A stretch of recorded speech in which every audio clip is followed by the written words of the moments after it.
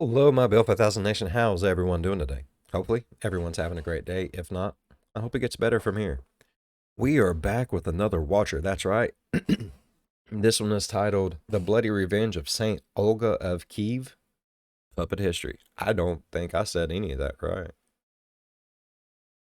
Olga of Kiev. Kiev? I don't know. Let's go ahead and get into this story. Go ahead, turn them lights down low. Put on something. Gonna be cut up with something special. Let's learn about Revenge of Saints. I guess not all saints are. Yep. Welcome one and all to Puppet History! Today we'll be taking an ever-winding look at yet another chapter in the heavy book we call history, while our guests ruthlessly compete for the coveted title of History Master. I'm your beloved host, the Professor! Thank you! Hello, Professor. Ryan Bergara, are you ready? I'm ready. You know what? You're looking a lot better. Have you been working out? Maybe. You popped in with even more vigor than usual. Oh, thanks. Special guest Salorm Kaplani, Yeah, satchel back. are you ready? I'm so ready. Well then, let's crack in! Oh, well, to begin, hey, where do you guys stand on revenge? Is it a dish best served chilled, or are you more of a forgive and forget type of person? I feel like I can forgive. Oh, that's sweet. I can't always forget. I might bottle it up inside and, it might explode later, but that's okay. That's more of a sort of a crime of passion, if you will. Yeah. You're not really thinking, it just happens. Facts. Ryan, how about you? Revenge. What do I think about revenge? Yeah. They say it's a dish best served cold. I don't tend to care whether it's hot or cold. I just care that it's served. Oh. Anyway, Ryan, as we said, has really turned over a new leaf this. I still see. Don't trust Ryan Bergara. Damn it. I don't trust it. I'm scared. I have. That was the past Ryan who Oh, would okay, say yeah. something like He's that. excited to learn. I don't want you to be vengeful ever towards me. Oh, I won't be. I Ever. won't be. You're the one person in this room I'm definitely not vengeful towards. One of two people you're not vengeful toward. One of two people, correct. Yeah. Yes. You forgot me there for a second. No, I didn't. I had you up here. I always Okay. have you right up here. Okay. Locked and loaded, ready to go. Well, the reason I ask is because today's subject is firmly in the eye for an eye camp. And then some, more like God. an eye and everyone that eye's ever looked at for an eye. Today, we're talking about Saint Olga of Kiev. Now, before we begin, stories surrounding I got Olga right, but it's Kiev. Not Kiev. I'm stupid. saints tend to get a little murky when considering what's true and what's legend. Keep that in mind as we walk through some tales that might sound a little too tall to be believed. Our story today takes place in the 10th century in an area known as Rus, located in modern-day Russia, Ukraine, and sort of Finland. Rus is not quite a country, but instead a collection of different settlements and tribes of people who kind of cooperate to trade and whatnot, but do not always get along. In the mid-9th century, That for makes instance, sense. a group of Slavic and Finnic tribes in Rus found themselves at war with one another. Our first question: how did these Slavs and Finns try to establish peace? Oh, A, God. they developed a shared language from scratch to negotiate with. B, they asked a group of Vikings to come rule over the both of them. Or C, they didn't. The Finns just slaughtered all the Slavs. All right. And just go with your gut here. You're not expected to know these things. You just gotta Hey. sort of guess what sounds like history. Ryan, what do you got? I put C, humans gonna human. Humans gonna It's human. more human than anything to You kill think another there's- human. you think there's slaughter. And Salorn? I put, see, they slaughtered them. Oh, we got our sea dogs out here. Did I spell Ryan, slaughter? take it away. Yeah. Art.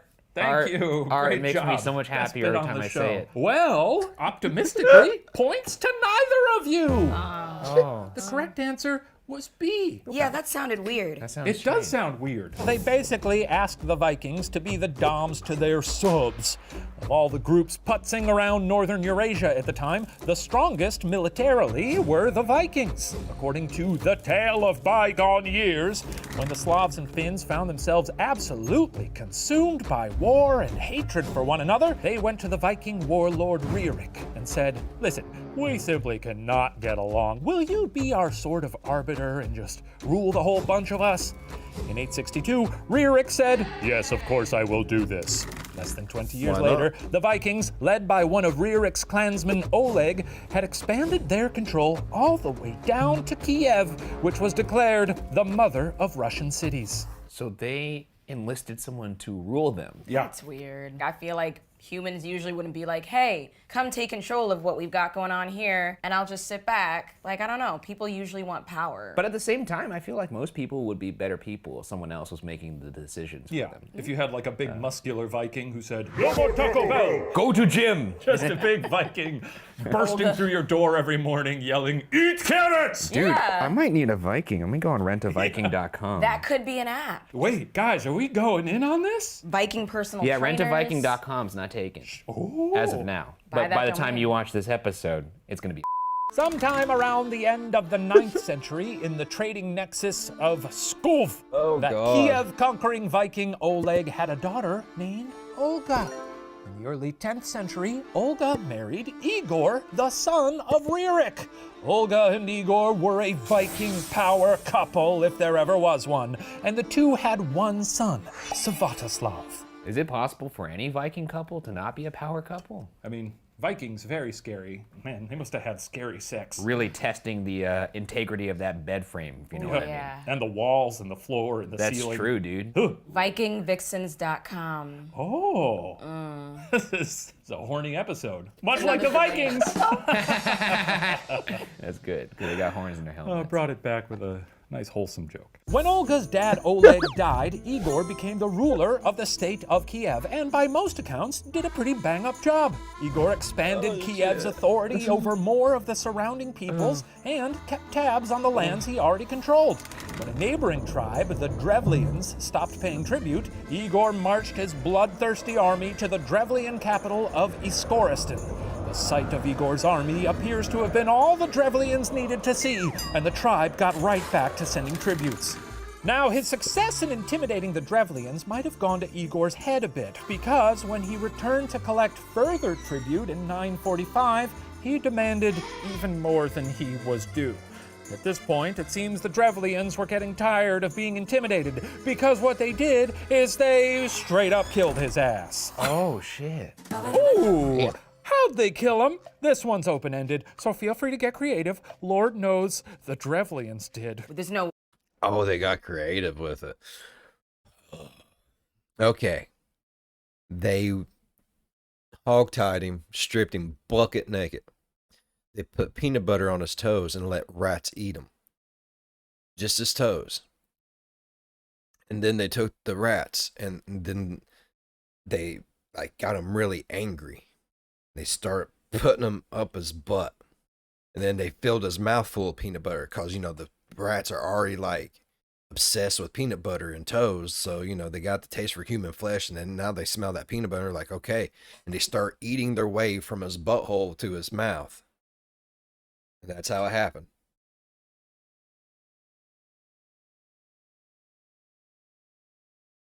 It's a ABC. free write. It's a free write, Salorm. no. Follow your heart. I believe in both of you. Okay. I understand her thing. I hate the open answer ones because it's how do you know it's right? Is any answer right? Yeah. Ryan got right to it, as if yeah. he's thought about creatively murdering people before. Okay, you both seem pretty content with your murder plans. Ryan, what do you got? I said they cut his head off mid-bone sesh. Okay. And then in parentheses, I put the head on his shoulders, Yeah. just in case anyone was wondering which head. That's okay. Salorm, what do you got? I put that they chopped him into tiny pieces and fed him to sea creatures. Oh, with a little smile. The smiley face. Solely because yours is less pornographic and a little bit closer. History point to Salorm. Yay! I was like, okay, it's either the tiny pieces or the sea creatures. So I was like, It's the pieces part that really factors Hey. into it here. Well, according to the historian Leo the Deacon, the Drevlians picked 2 birch trees and bent them, kind of like 2 catapults, but facing away from one another. Then they lashed Igor's left leg to one birch tree, his right leg to the other, and they released the trees. Igor was literally torn in half by trees. Metal or wood, I guess. It's crazy. It's That's creative. creative. It's creative. Yeah. right? Yeah. Yeah. If I died in that way, it would suck. But like for a brief moment, I would go, "This is pretty cool." Yeah, I'd have to give it to them. With Igor dangling from two Golf trees, clap. the rightful ruler of Kiev was technically young Svatoslav. Emphasis on young. The boy was only 3 years old and in no condition to rule a Viking kingdom. With the respect of the people and the full support of the Rus army, Olga stepped in as regent to rule in her son's stead. Yeah, I remember this from back from wasn't this in a Hatshepsut or? I forget. Yeah, Hatshepsut. Hey, history point. You get one. Oh, amazing. Yeah. You still got them in that little bag of yours? Yeah, I mean, like I said, I don't have too many. Alrighty, let's do it. What is in that little purse? He's got a little jelly Oh, beans do you in want here. one as well, Salorm? Like I said, there's not a lot. You mind if I left grab in a couple there. more while I'm in here? Here, actually Okay. have a couple. All right. Oh, This is so don't take- fun. How long have they been sitting there? They sort of recycle, but now I'm running a little low, so they're fresh. They're as fresh as can be. Okay, moving along. So fast. Whoa, Polycarpa's spool. Hey, buddy. Just want to take a quick beat here to thank NordVPN for sponsoring today's episode. Aw, that's sweet of them. Hey, Professor, you got yourself a VPN service? You know what? I actually don't. Is that bad? Are you nuts? It's essential these days. Everybody's out there sneaking around, they're prying eyes, dicks. spying on you. Thankfully, NordVPN offers a virtual private network that protects your internet connection and your privacy online. Oh, that sounds important. It's as important as it is easy to use. With a single click, you can safely connect to more than 5,200 servers in 60 countries. Find one near you for better speed, or pick one in far-off lands for more content. Well, that sounds like it'll come in handy for all my research. Sure, your research. Hey, know what else? Changing your location also allows you to access streaming platforms in other countries. Whoa, cool. So I can watch all my favorite Danish sitcoms. Yeah, I guess. Anyway, visit nordvpn.com/watcher and enter code WATCHER to get a 2-year plan plus. I kind of want to watch a Danish sitcom now just to see what it's like. Fucking damn it. I don't want to do that, but I want to. I got to now. 4 additional months with a huge discount. You know what? I will.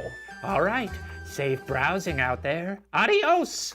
Now, while Olga got up to speed on being the leader of Kiev, the Drevlians seized upon the power vacuum that had suddenly appeared between two birch trees. Oh, what did the Drevlians do? A, they engaged in an attack on Kiev. B, they proposed a new trade deal with Kiev. Or C, they proposed an engagement.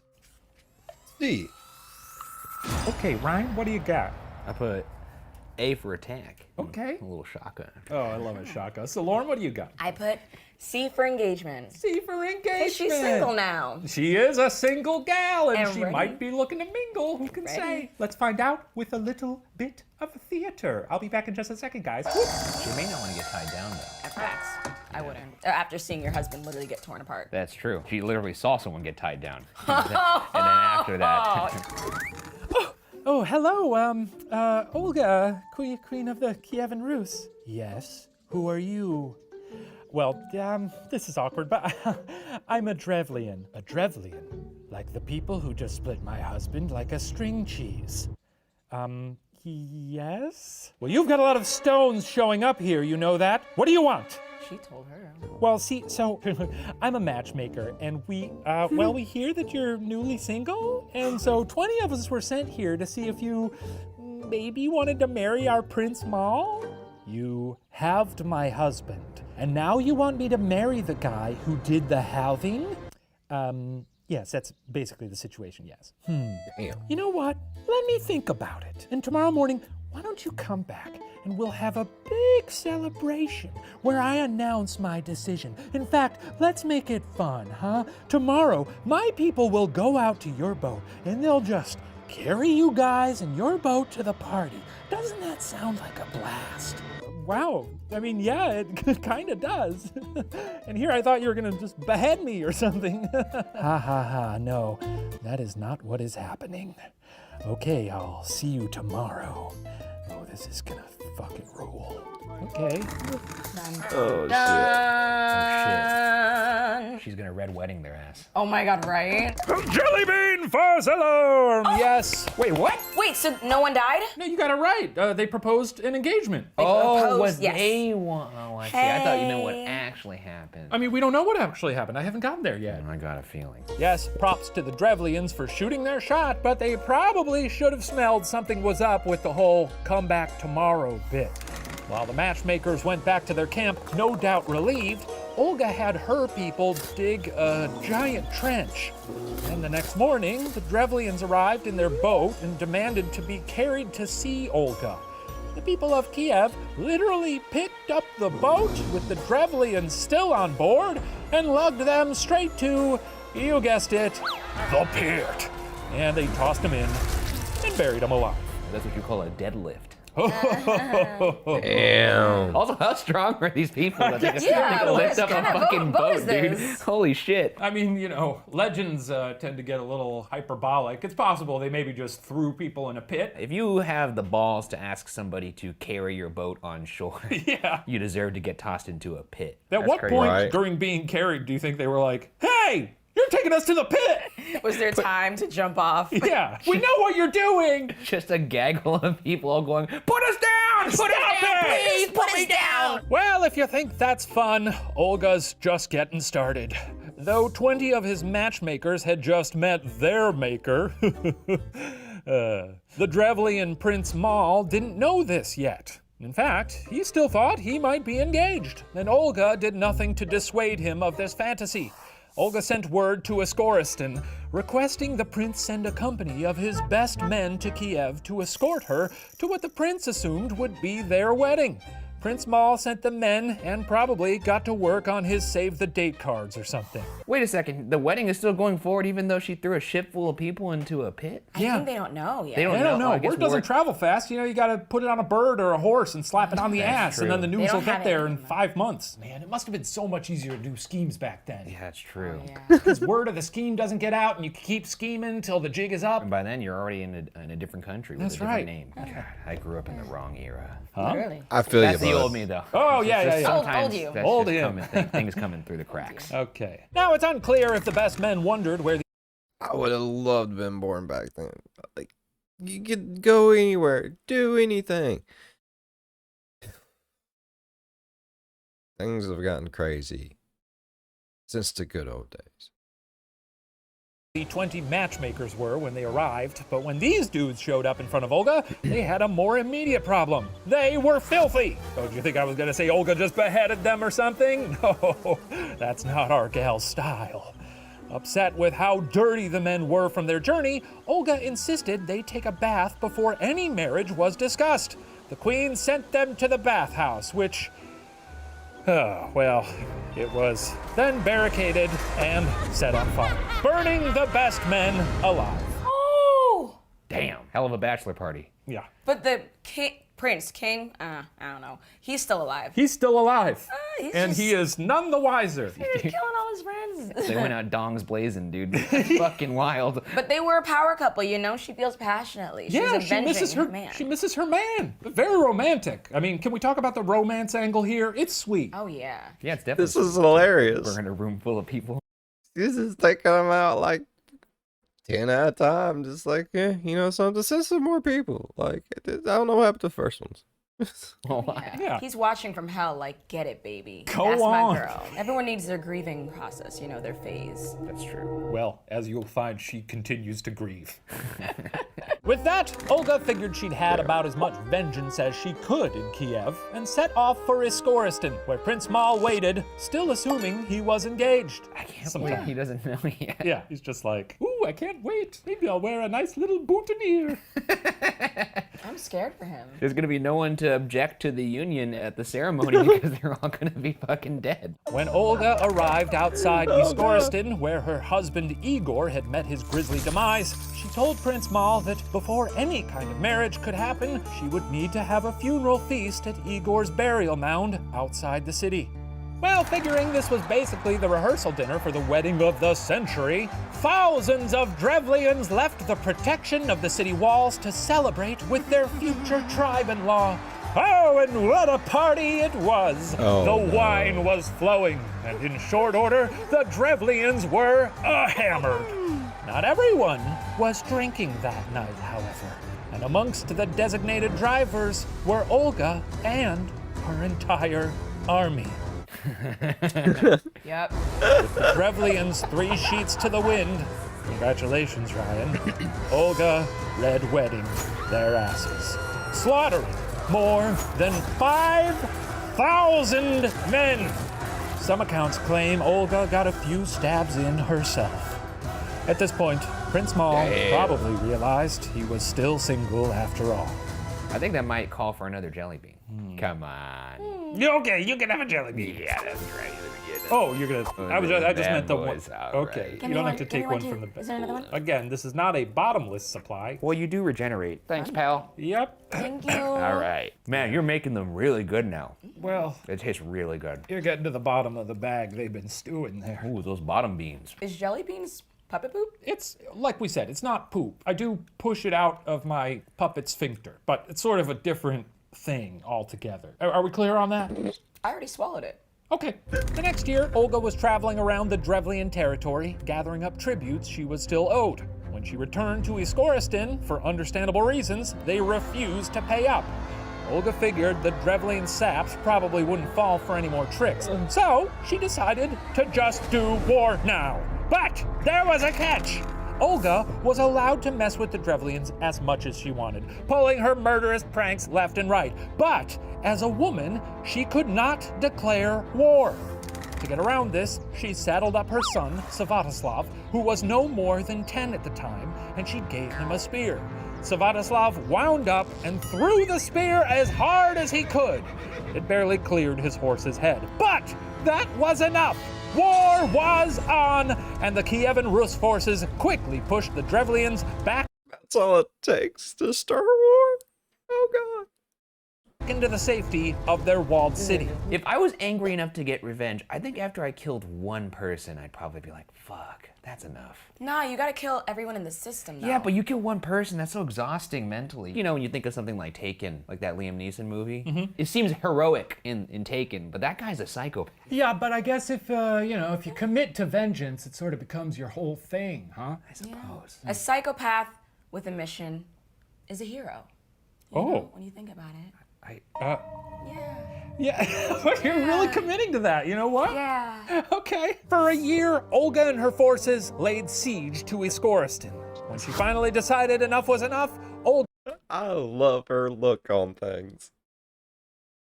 She is truly a glass half full type person, and I like that. I can respect that. proposed peace with one condition. Oh, and that's our puppet pop and Oh, Jolly God. Telly. Who we got? Hooey! Howdy, Prof. Whoa, snowman full of bones from the shores of Donner Lake. Well, it's a good gig asking a question. I'm not on as often as those other dudes, so I Well, it's wanted to do starting. a joke where I sort of sing my song, but not quite. Oh, that's really funny. Yeah, I know. Hey, unrelated, but what are you bringing to the party snack-wise? Like, what do anthropomorphic objects eat? What does a train eat? I'm not going to the party, but I think the train just eats coal. Like with onion dip, or? Honestly, I have no idea. Well, I thought about bringing a veggie tray, but then what if it's a little toasty in there and my nose slides off? I don't know what they're up to. Carrots. Red guy said take care of you. For a second there, I worried that funny old molasses horse would chomp it right off. But then I remembered he went to hell. Well, you're kind of cutting out there, but why don't you just get to that question there, Bones? Oh, yeah, sure. Hey, what condition did Olga require for peace? A, all of their gold. Literally all of it. If you got a gold filling, kiss it goodbye. B, 3 pigeons and 3 sparrows from each house, representing mercy. Or C, Prince Maul split in 2 and delivered in separate coffins. D. Well, a pickle if there ever was one. Thanks, Snowman from the shores of Lake So it is molasses horse that's in hell. What the fuck is gonna happen in the season finale, bro? Like, I'm anxious. Like, I get like the chills. Like, it's like, oh.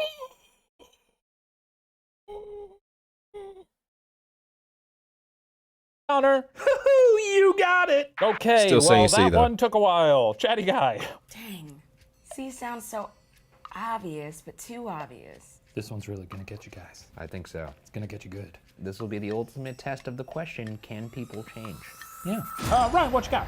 Before I get into my answer, I do want to say that I do believe, and my answer will show this, that people can change. Okay. Except that I lied. I do think I put C, cut his ass in half, please. Sure. Okay. And Salorn? I was thinking about it too, and it seems like she's been through a lot. You know, she's killed a lot of people, and maybe that blood has nourished her, and she's ready for peace. Yeah. After they split him. Okay. Yeah, I All agree. right, so we're I both also agree. firmly I love in the that. half his ass in Yes. half. Yeah. Okay. I was great. gonna go with B, but then I was like, nah. Okay. No, it could only end this way. Well, let's find out the answer once again through the magic of theater. Oh. Help me right. That was a high five. A feather five. Yeah. Olga, Your Highness, the She is spunky. things you ordered from the Drevlians arrived. Oh, great. I gotta admit, my queen, birds was a surprising and merciful choice. Your kindness truly knows no bounds. Hey, do you have a place in mind where I should put them? Put them? Well, I'll tell you where you should put them. Put them in a cage, simple minion, and fetch some sulfur. Use your wretched hands to tie the sulfur to the doomed fowl and light the odorous stones ablaze. Then you are to release the birds and let them return to their damned homes. Behold my fury as hell's own fire flits and flies to the nests of Iskoristan, casting the entire city ablaze and reducing the last of my enemies to ash! My liege, you truly are pretty sick in the head. Wait, was like a trick answer? Wait, Oh, yeah. Points to neither of you. So, well, homing pigeons, you actually have to take them away from the place where their letters are supposed to be delivered. and then they go back home. And then they go back home. So she asked for a bunch of pigeons from the city. But how would the bird get back if it's on fire? I think she tied it to their feet or something. Sucks for the birds. What in the? She's a very crafty girl. Crafty girl! Meanwhile, that bird's like, fuck, my feet are on fire. What did I do? Yes, Olga had saved her craziest bit of vengeance for last. And craziest of all, it apparently Olga worked. says hi. The entire city of Iskoristan burned to the ground. The fleeing Drevlians were either slaughtered, enslaved, or made to keep on living in the remains of their burnt-up city, and with higher tributes to boot. Olga's revenge was finally complete, and the Drevlians were soundly and thoroughly defeated. With utterly and completely avenge husband's death finally checked off the old to-do list, Olga set her sights on other matters in Kiev and Rus. Olga divided Kiev's lands up into units controlled by her representatives and also standardized her tributes and set a schedule for when they were due. Some scholars consider this the first legal system of taxation in Eastern Europe. When her son grew old enough to lead, he actually had his mom continue to handle the internal matters while he went abroad with the army, expanding Kiev's borders. In her personal life, Olga was, perhaps surprisingly, more popular than ever. Unfazed by what had happened to the last guy who tried it, several rulers requested Olga's hand in marriage, and she turned them all down.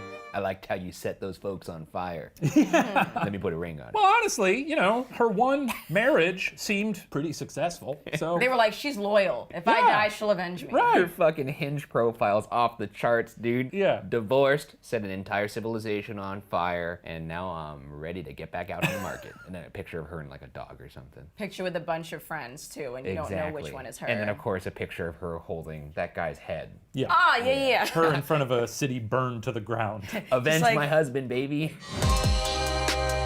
Now, those of you paying close attention will remember our story isn't just about Olga of Kiev. It's about Saint Olga of Kiev. It is. And while, Saint? yeah, she's a saint.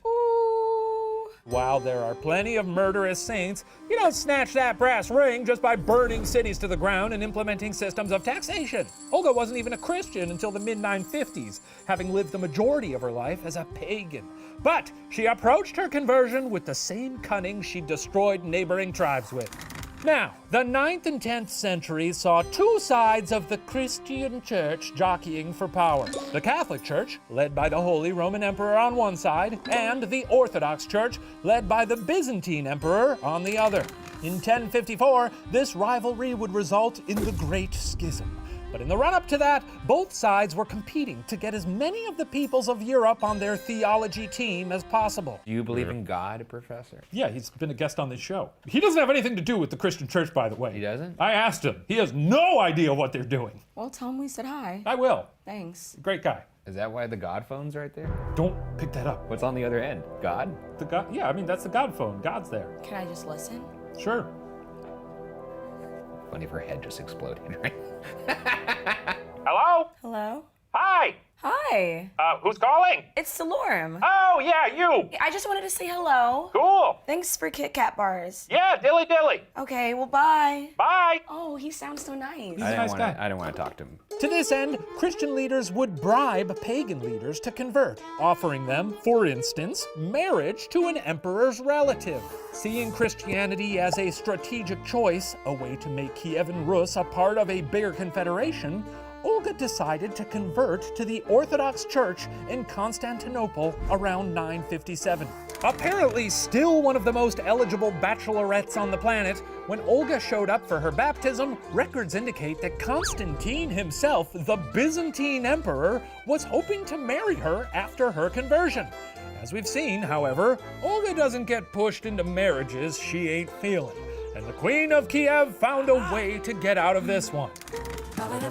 How? A. She exploited a vaguely incestuous loophole. B. She threatened to go to the Holy Roman Emperor if Constantine didn't back off. Or C. She asked Constantine to send his best men as escorts. And no one was falling for that again. I guess? I don't know. This one's a real head scratcher. Fine, what do you got? I guess I put A, incest? You both. Hey. There we go. Incest pals. Incest. Well, let's not call it that. that. We're gonna move right along from that one. But points to both of you! Oh, Yeah, nice. feather five. Yay! Yes, when it came time for the baptismal Duncan, Olga chose Constantine to be her sponsor, which made him her godfather. After she toweled herself off, now a bone-dry Christian, Constantine was ready to get married. But Olga said, "Not so fast! You're my godfather, you sicko, and it's illegal to marry my godfather." Historically, there haven't been a lot of rules about who royals couldn't marry. But Olga knew how to make the few that did exist work for her. We should note, this wasn't just because Olga liked her single life. She avoided marriage to ensure Kiev's continued independence, not wanting it absorbed into the Byzantine Empire. She's creative. She should find a different outlet other than like being conniving with other people's lives. Like she should take that cleverness and apply it to like chess or something. Or, you know, like, I don't know, helping the people that she rules. But Yeah. hey, there's that. That's two. Or she could get really fucking good at chess. She could write her own biopic. I bet it'd be fun. Find an outlet or become a murderer. Yeah. That's what my teacher once told me. Everybody needs It one. was like, I think my kindergarten teacher or something. Your kindergarten teacher sensed that you had murderous tendencies? I never said that. You kind of did. Okay. While Svatoslav didn't follow his mother into Christianity, her grandson, Vladimir the Great, did, and made it the official religion of Kiev and Rus in 988. Olga, unfortunately, was not alive to see this. Olga of Kiev died in 969. Nice. Reportedly, all of Kiev wept. R.I.P. to a real one. Today, monuments and churches dedicated to St. Olga stand around the world. A testament not necessarily to her bloody campaign of vengeance, but her more than competent leadership and her role in establishing Kiev as an important city that's endured for more than 1,000 years. Well, that's the story of Olga of Kiev. A real good time gal. Good time gal who Crazy. set people on fire. Well, one thing we can say is she was passionate. She was Yes. passionate about murder. Stayed true to her man till the end, you Yeah. know. OTP. What do they call it? One true pair. Yeah, they were the OTP. I like thinking that anytime she twisted a knife into someone's gut, she just looked in their eyes and whispered, "We were OTP." Well, that concludes our history lesson. I'm going to go tally the scores to see who receives the coveted cup and the title of History Master. While I do that, please enjoy the special performance from two birch trees. Oh. Oh boy. Ooh, a show. Okay. This is gonna be fun. He'll left to lurch twixt two lovely swaying birch trees, Igor of Kiev. Husband to a wife who would face here any strife to avenge his savage death. Olga, she murdered the whole town. We frankly are surprised she hasn't fought to drop us down. Olga, sainthood she attained, but to cross her is to doom yourself to join the countless maimed. She'll off your family, murk your friends. She'll hunt your cat and dog, and when you think she's finally calling it a day, she'll catch you when you're unaware. Pour acid down your underwear and laugh because she's jokified that way. She'll lock your toes into a jar and pack it up and mail it far. And on your grandma's birthday she will find a bloody box addressed to her, containing nothing less than your 10 piggies, and she'll lose her goddamn mind. You're scared She may be your saint, but rightly pissed to see her sweetie split right up the taint. That's right. Olga, legit, she's got no chill. Piss her off if you'd like to experience being killed. So scary that you'll poop your pants. That's right, she'll make you poop your pants. If you think that you won't poop your pants, just wait because you'll poop your pants. In fact, she'll make you poop your pants until you once you poop your pants. You'll hear a knocking at the door, and when you ask who's there, to your relief, it's just your neighbor. Don't tell who. You open up, it's Olga fuck. She'll kick your shins and punch your nuts and sting you while she sings a happy tune. She'll just sit your throat like that one scene and Gone Girl, know the one we mean, where NPHs, well, you get the gist. If it's not clear, the message here is if you will existence, you make sure you know that up on Olga's is. Hey! It's really good. Oh, wow! God. What a soul-stirring performance! Now it's let's see how good. we did. Oh, according to our complex victory algorithm, this week's history master is Salon! Come fetch your covenant cup, which you have so rightly earned. Oh my goodness, Congrats. thank Congrats you. to you. Congrats Jelly to you. beans, wow, you know, I've really warmed up to these, you know? They're all yours, safely packaged, so those aren't ones excreted out of my anus, but still very good. Okay, wow, this is great, guys. Like, I was never really that great at history, I have to say, but I felt really at home. Well, you nailed it today. So, Lauren, You did a thank good you job. so much for being did. here. Ryan, thanks for trying. And to the rest of you, thank you for watching Puppet History, where the details are always a little fuzzy. We'll see you next time, everybody. Goodbye.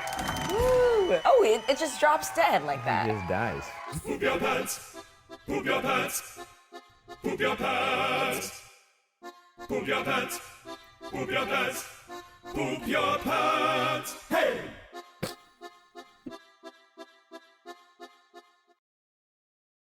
Poop your pants.